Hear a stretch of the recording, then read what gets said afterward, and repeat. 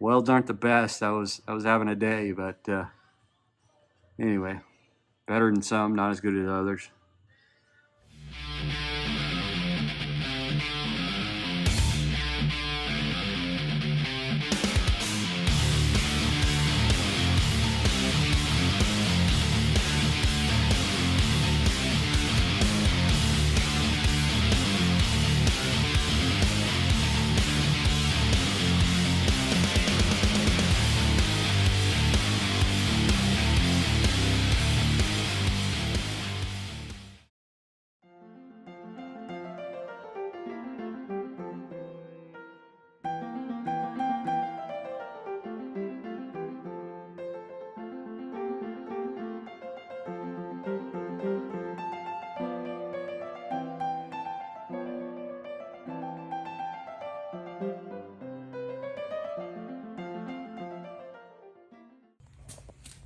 All right, well, good morning. Here we are back on this thing today. We got the the oil pan skid in with a little bit of protest. Things move around a little bit when you weld them.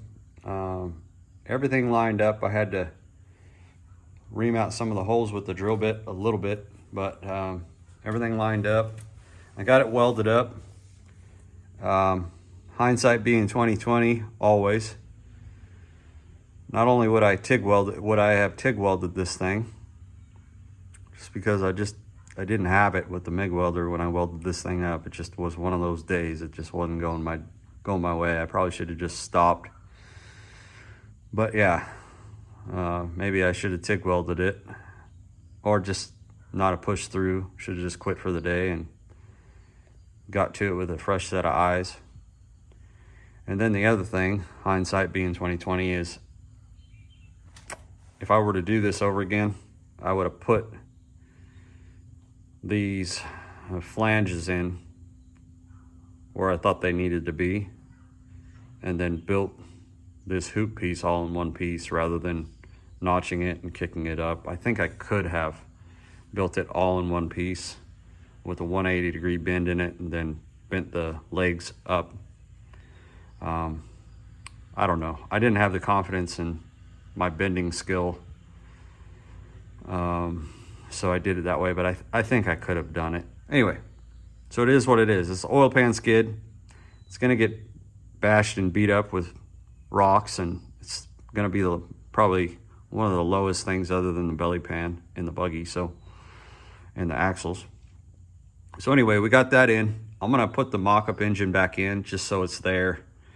When it's not there, I get to forgetting about how much room it takes up, especially with the headers. So I'm going to put that back in, and then I'm going to tackle this carrier bearing. All right, here we go. All right, so we got this thing set up we got it on the lift. We got it set up at designed ride height. I got the oil pan bolted back in, engines back up, or mock-up engines back up. I didn't bolt up the headers. I will do that. I got the, after I get this driveline thing figured out. So since I've got it set at designed ride height, what I kind of considered ride height, I want to make sure my caster is set where I want it. And then, because that's going to directly affect the pinion angle, and then I'll start messing with, what I think I'll probably do is droop the suspension all the way out and see where the U-joint up at the carrier bearing is happy, and then set the carrier bearing to that degree, you know, try to match the angle of the pinion on the third member so that these two are parallel, and yeah, most likely end up having to put a double cardan joint on the little mid shaft here. But the other thing I wanted to point out or mention is, in previous videos you probably saw over here on the oil pan, there was a billet fitting for the spin-on oil filter, and make sure it's in frame. There's a billet fitting for a spin-on oil filter. I took that off I had to take it off to get the oil pan back up in there. But this will end up being a fitting for a remote oil filter. So there'll be hoses that come off of here. Remote oil filter will be mounted somewhere else. It's too tight in here to put a regular spin-on oil filter in the factory location. So that little note. All right, we'll get this thing drooped out and we'll go from there. We'll try to set up this carrier bearing the way we want it. All right, here we go.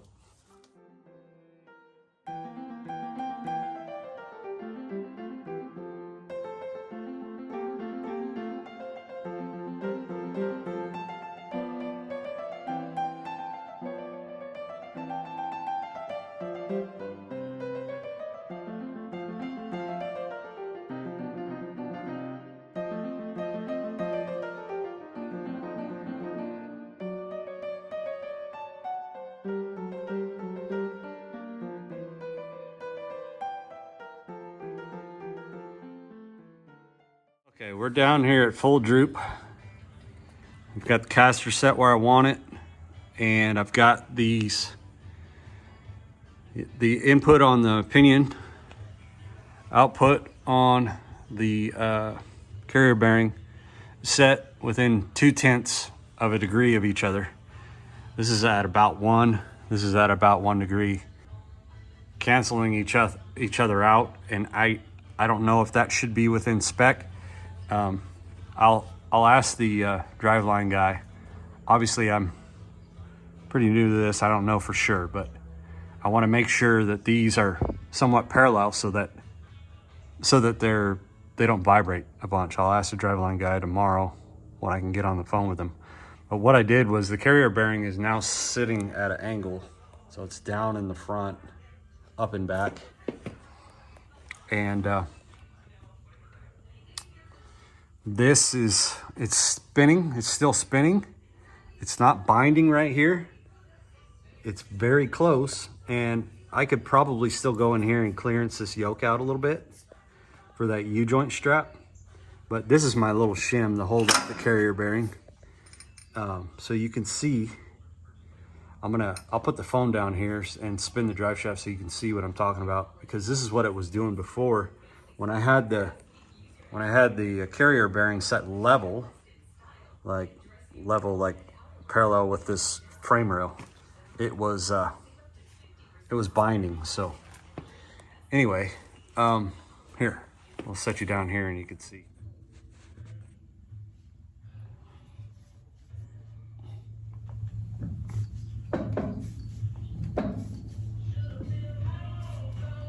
Right here, it gets super close. See that right there? But it's not binding. So I think we found what angle that carrier bearing needs to be at. I'll make sure I get this angle on here and then build it accordingly. What that does though is it sets this U-joint, then the output U-joint on the transfer case unparallel, but I don't know how far out they are. My suspicion is that this is going to need a double cardan joint. I'm not sure though. Again, I'm not an expert, so I'll talk to the guy tomorrow, drive shaft guy, and yeah, a little more progress. Oil pan skid. Got this all smoothed out down here, so make a nice transition from bottom and up. Welds aren't the best. I was having a day, but anyway, better than some, not as good as others. Sucks to be a perfectionist sometimes. Anyway, that's going to close this out from under the buggy. I'm not getting up to do a closeout, so we're going to end it here. Thanks everybody for watching. I know it's been a while since I posted consistently, but it's winter time and we're going to keep on plugging away on this project and get it done. We'll see you next time.